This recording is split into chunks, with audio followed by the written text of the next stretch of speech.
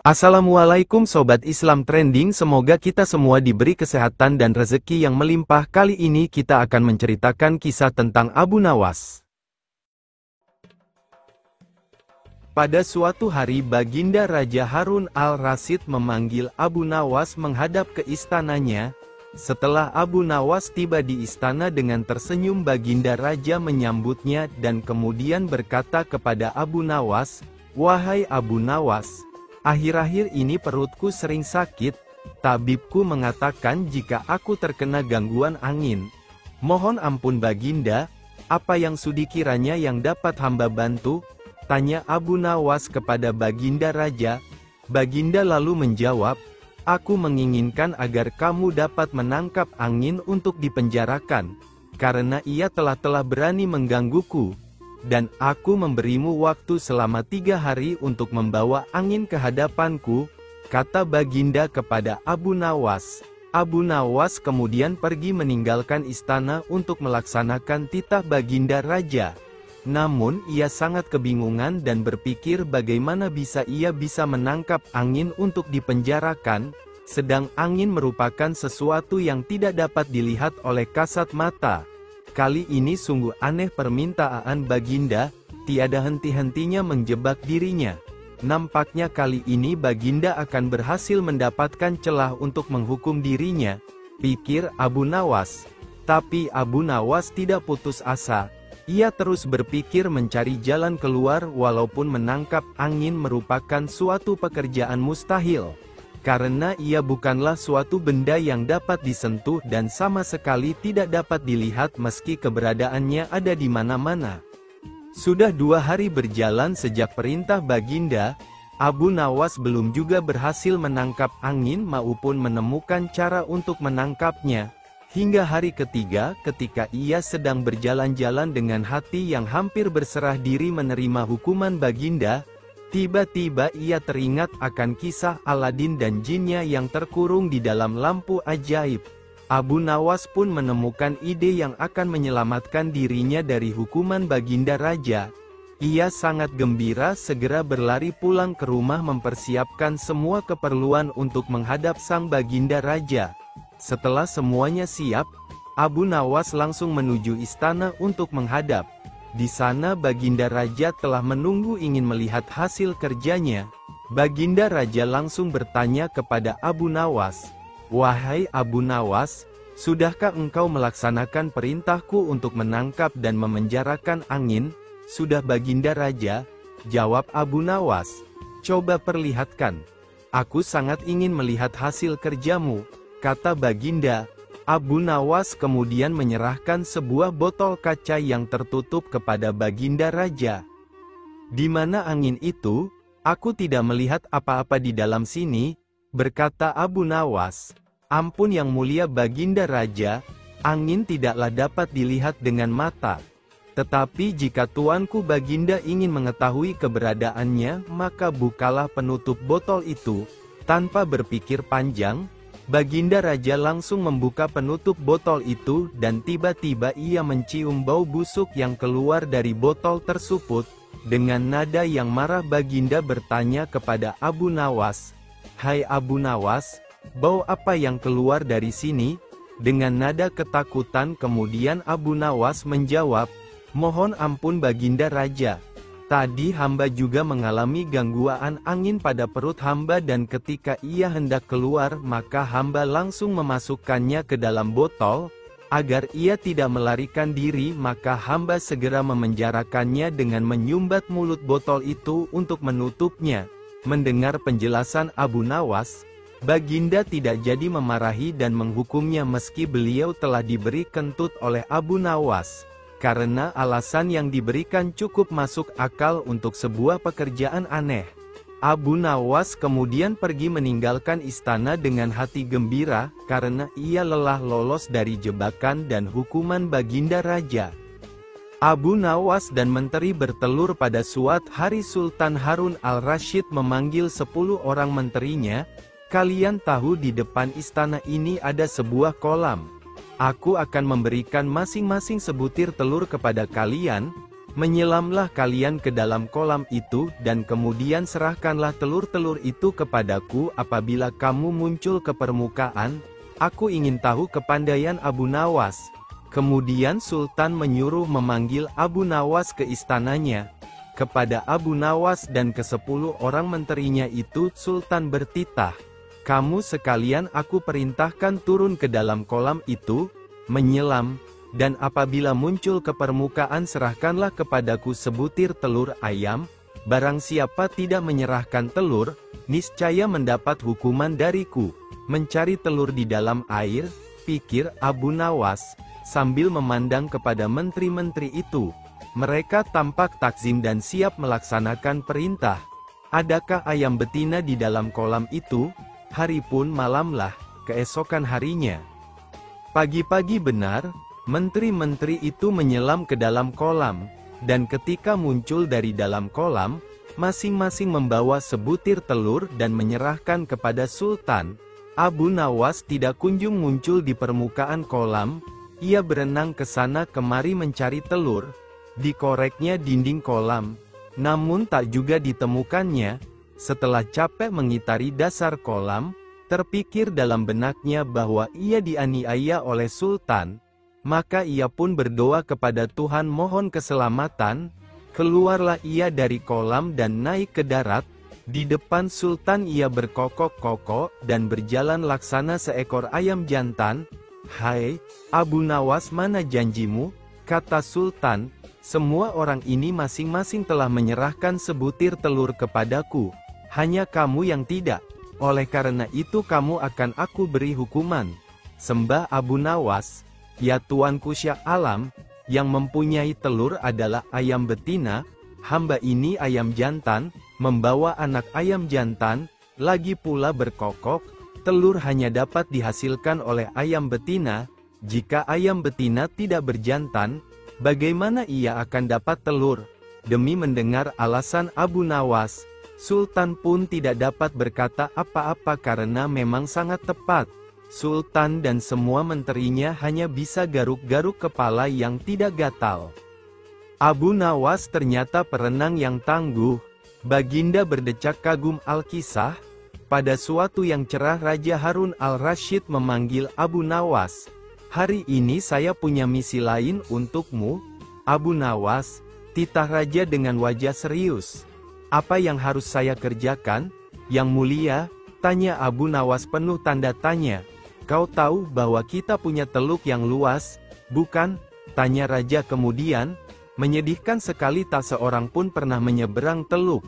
Saya bertanya-tanya, apakah mungkin seorang manusia berenang ke seberang teluk?" lanjut Baginda Raja. Abu Nawas masih khusyuk mendengar titah selanjutnya, ketika Baginda berujar, "Abu, saya butuh kau menjawab keingintahuanku, saya mau kau mengambil misi ini sebagai tugas terhormat." Titah Raja akhirnya, "Tuan, saya bukan seorang perenang yang baik," gila Abu Nawas dengan wajah pucat. "Saya tahu," ucap Baginda mendesak. "Tapi setiap orang mengetahui kalau kau adalah pria terpintar di negeri ini, kau harus dapat mengerjakan tugas ini," kata Raja dengan nada memaksa. Abu Nawas tidak bisa berkutik. Dia tergagap.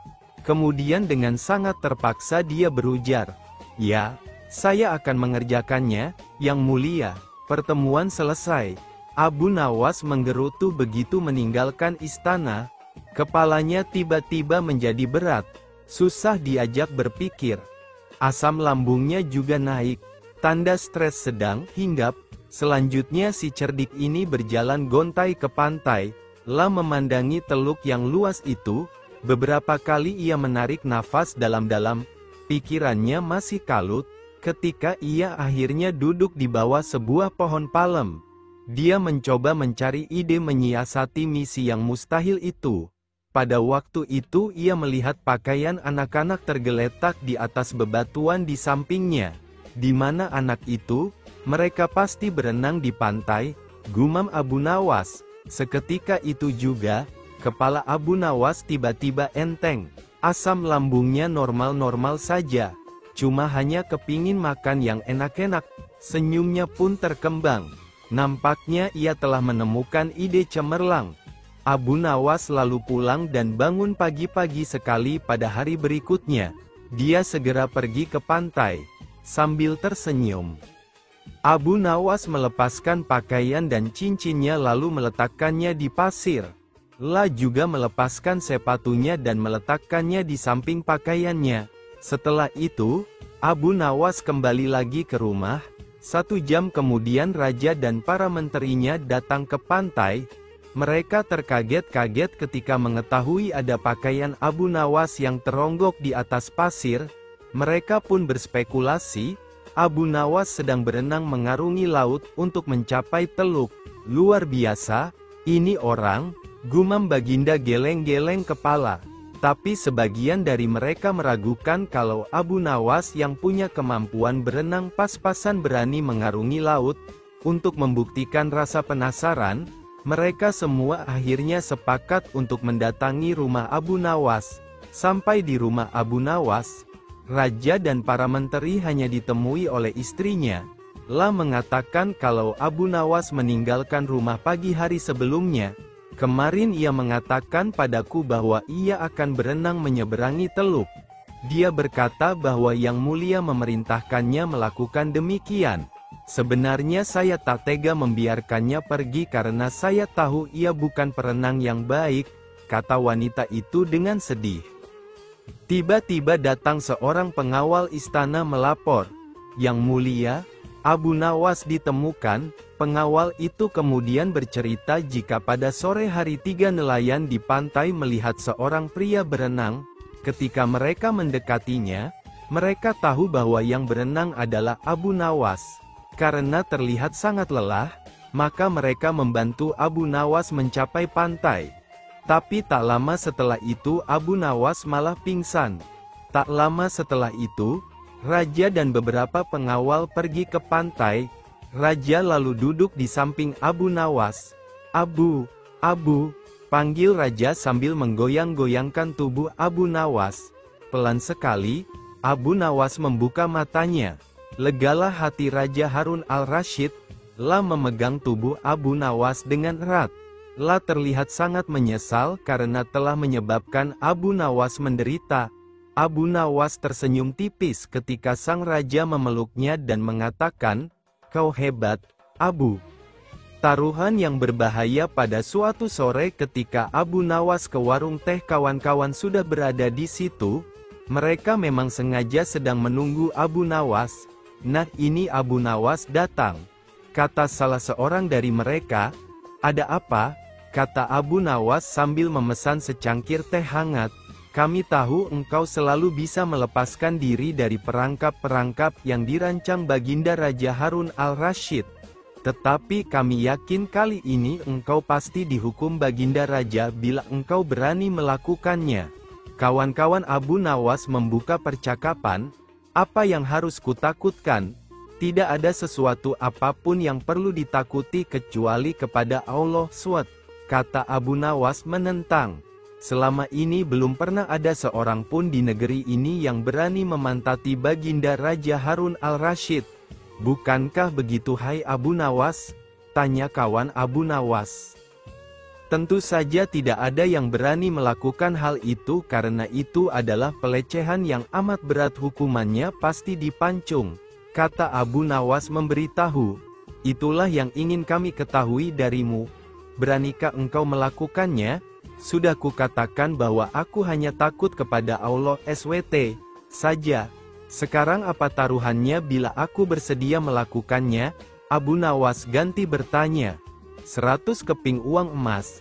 Di samping itu Baginda harus tertawa tatkala engkau pantati, kata mereka.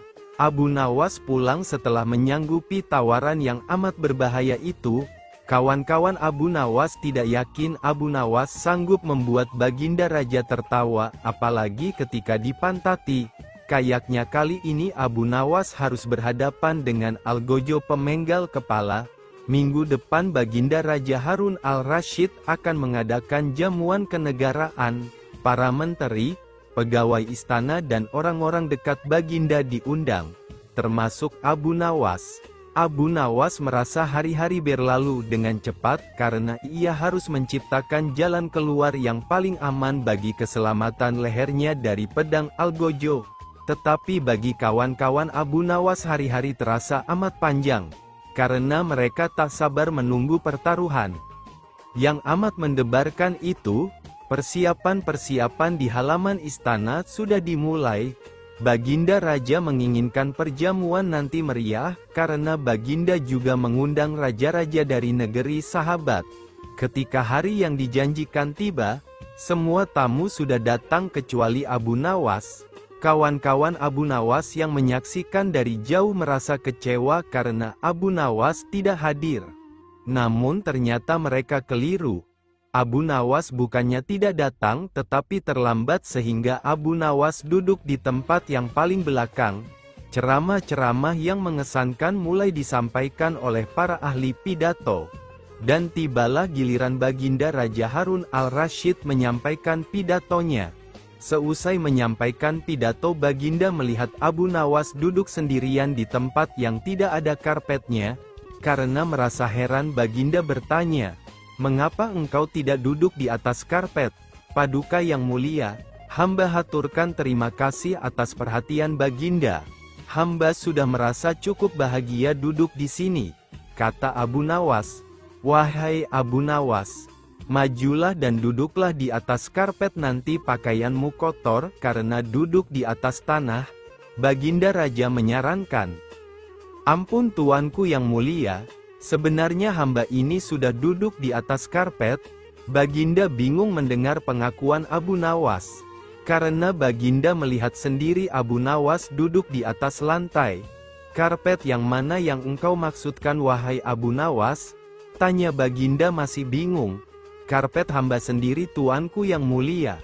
Sekarang hamba selalu membawa karpet kemanapun hamba pergi," kata Abu Nawas seolah-olah menyimpan misteri. "Tetapi sejak tadi aku belum melihat karpet yang engkau bawa," kata Baginda Raja bertambah bingung.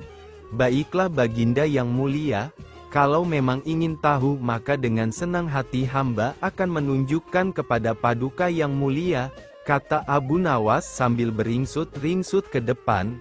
Setelah cukup dekat dengan Baginda, Abu Nawas berdiri kemudian menunjukkan potongan karpet yang ditempelkan di bagian pantatnya.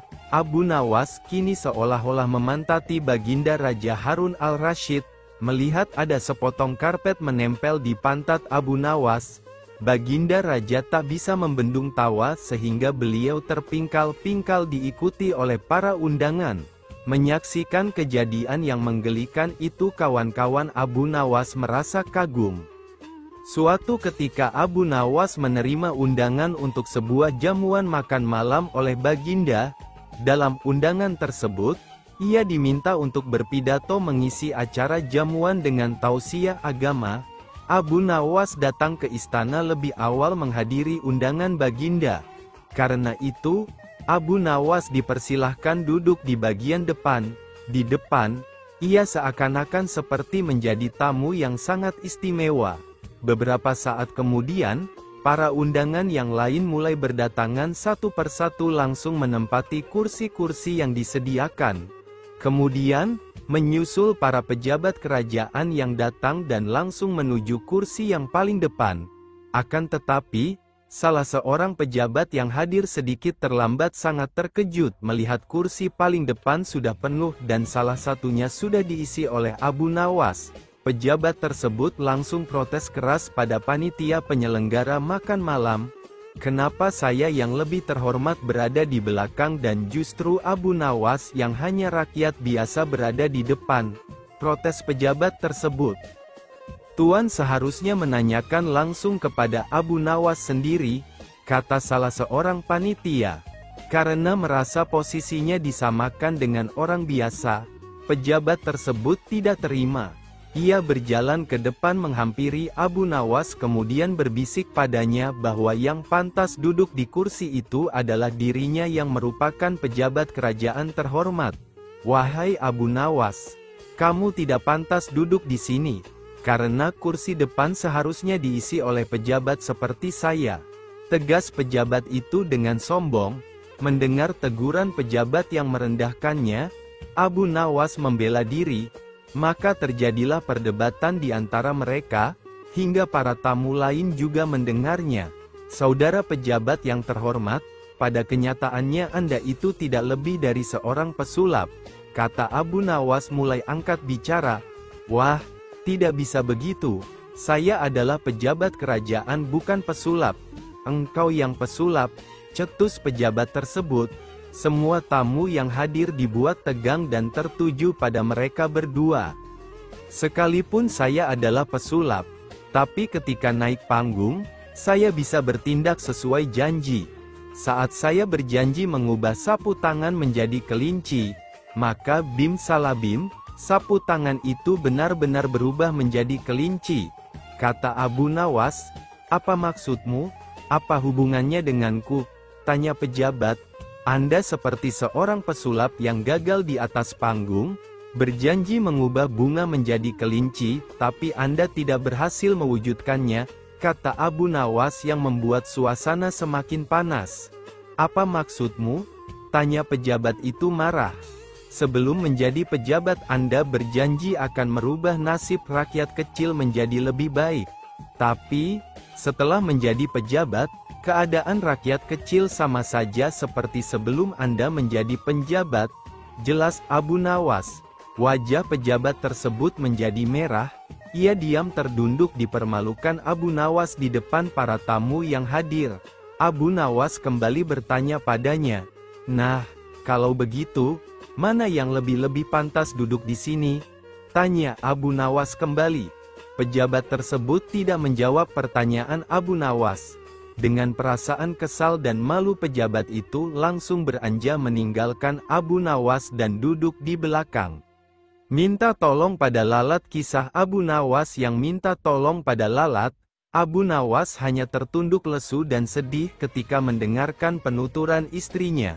Tadi pagi beberapa pekerja dari kerajaan telah membongkar rumahnya dan mereka terus menggali tanpa bisa dicegah lagi. Mereka mengatakan bahwa tadi malam Baginda Raja bermimpi kalau di bawah rumah Abu Nawas terpendam emas dan permata yang tak ternilai harganya. Tetapi setelah mereka terus menggali ternyata emas dan permata itu tidak ditemukan. Baginda akhirnya meminta maaf kepada Abu Nawas dan bersedia mengganti kerugian. Inilah yang membuat hati Abu Nawas sedih. Lama Abu Nawas memeras otak, namun belum juga ia menemukan muslihat untuk membalas Baginda. Makanan yang dihidangkan istrinya tidak dimakan karena nafsu makannya lenyap. Malam pun tiba. Namun Abu Nawas tetap tidak beranjak dari tempat duduknya. Keesokan harinya Abu Nawas melihat lalat-lalat mulai menyerbu makanan Abu Nawas yang mulai basi. Tiba-tiba Abu Nawas tertawa riang. Tolong ambilkan kain penutup untuk makananku dan sebatang besi, kata Abu Nawas kepada istrinya. Untuk apa? Tanya istrinya. Membalas Baginda Raja, jawab Abu Nawas. Dengan muka berseri-seri Abu Nawas berangkat menuju istana. Setibanya di istana Abu Nawas membungkuk hormat dan berkata, ampun tuanku, hamba menghadap hanya untuk mengadukan perlakuan tamu-tamu yang tidak diundang. Mereka memasuki rumah hamba tanpa izin dari hamba dan berani memakan makanan hamba. Kata Abu Nawas mengadu, siapakah tamu-tamu yang tidak diundang itu wahai Abu Nawas? Tanya Baginda. Lalat-lalat ini, tuanku, jawab Abu Nawas. Kepada siapa lagi kalau bukan kepada Baginda? Hamba mengadukan perlakuan yang tidak adil ini, jelas Abu Nawas. Lalu keadilan yang bagaimana yang engkau inginkan? Hamba hanya menginginkan izin tertulis dari Baginda sendiri agar hamba bisa dengan leluasa menghukum lalat-lalat itu. Baginda Raja tidak bisa menolak permintaan Abu Nawas karena pada saat itu para menteri sedang berkumpul di istana. Maka dengan sangat terpaksa Baginda membuat surat izin yang isinya memperkenankan Abu Nawas memukul lalat-lalat itu dimanapun mereka hinggap. Tanpa menunggu perintah, Abu Nawas mulai mengusir lalat-lalat di piringnya hingga mereka terbang dan hinggap di sana-sini. Dengan tongkat besi yang sudah dibawanya sejak tadi, Abu Nawas mulai mengejar dan memukuli lalat-lalat itu. Bahkan di kaca, Abu Nawas dengan leluasa memukul kaca itu hingga hancur. Kemudian vas bunga yang indah, kemudian patung hias sehingga sebagian dari istana dan perabotannya remuk diterjang tongkat besi Abu Nawas. Bahkan Abu Nawas tidak merasa malu memukul lalat yang hinggap di tempayan Baginda Raja. Baginda Raja tidak bisa berbuat apa-apa kecuali menyadari kekeliruan yang telah dilakukan terhadap Abu Nawas dan keluarganya. Dan setelah merasa puas, Abu Nawas mohon diri. Barang-barang kesayangan Baginda banyak yang hancur dan bukan itu saja, Baginda juga menanggung rasa malu. Abu Nawas pulang dengan perasaan lega, istrinya pasti sedang menunggu di rumah untuk mendengarkan cerita apa saja yang dibawa dari istana. Pelajaran yang bisa kita petik dari kisah Abu Nawas kali ini adalah bahwa kita harus selalu minta izin jika bertamu ke rumah orang. Jangan main selonong saja dan jangan mentang-mentang memiliki kekuasaan yang tinggi. Lapar banget? Abu Nawas membeli semerbak bau masakan pada suatu ketika. Abu Nawas melakukan perjalanan yang panjang. Pada hari itu perut si cerdik ini keroncongan dengan amat sangat. Maklumlah sudah seharian belum terisi makanan sedikit pun. Abu Nawas memeriksa kantong uangnya, bekal sudah menipis. Lah hanya menemukan beberapa keping uang, sementara perjalanannya masih jauh. Bila uang itu digunakan untuk membeli sesuatu, nanti ongkos perjalanannya tidak akan terbayar. Walaupun tubuhnya lemas karena belum makan seharian, Abu Nawas tetap melangkahkan kakinya yang gontai. Pada saat melihat kedai yang ramai pembeli, Abu Nawas tak kuasa untuk tidak memasukinya. Dari bilik dapur terlihat asap mengepul. Itu pasti makanan yang sangat lezat, pikir Abu Nawas. Benar saja, bau masakan langsung menyeruak di hidungnya. Abu Nawas pun tidak menyia-nyiakan itu. Langsung monabirun aroma masakan itu dengan menghirup aroma masakan itu dengan kuat-kuat. Dari aromanya, Abu Nawas sudah membayangkan sajian yang lezat untuk dirinya. Tindakan itu diulanginya berkali-kali hingga ia merasa puas. Setelah merasa cukup puas dengan aroma masakan yang dihirupnya, Abu Nawas pun pergi meninggalkan kedai dengan mengapungkan senyum di bibirnya. Hanya saja, belum jauh dia melangkahkan kakinya, tiba-tiba terdengar teriakan dari seseorang. "Hai, mau kemana? Bayar dulu," teriak orang itu, yang ternyata pemilik kedai. Abu Nawas pun menghentikan langkahnya.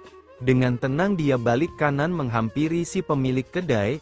Abu Nawas sempat heran juga dengan kelakuan pemilik kedai yang menagih dirinya. Padahal ia tidak makan atau minum barang sedikit pun di kedai itu. Enak saja main nyelonong pergi.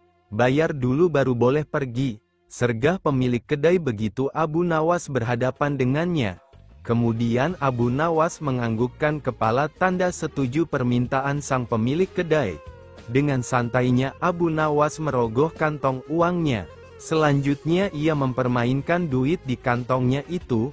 Aneh juga, Abu Nawas tak memberikan uangnya kepada pemilik kedai. Malah Abu Nawas terus bermain-main dengan uang recehnya dengan cara mengocok kantong uangnya. Suara uang receh terdengar kerincing-kerincing. "Ayo, mana uangnya? Bayar!" teriak pemilik kedai. "Baik, ini bayarnya," kata Abu Nawas sambil mengocok kembali uang recehnya sehingga timbul suara kerincing-kerincing. "Loh, mana uangnya? Dari tadi cuma mendengar suaranya saja," kata pemilik kedai yang semakin geram. Kemudian Abu Nawas menjawab, "Itu tadi bayarnya. Aku bayar pakai suaranya saja karena di kedaimu aku hanya dapat baunya saja." Mendengar jawaban itu, si pemilik kedai hanya bisa tersenyum malu. Jadi deh Abu Nawas membeli bau masakan dengan bunyi kerincing uang logamnya.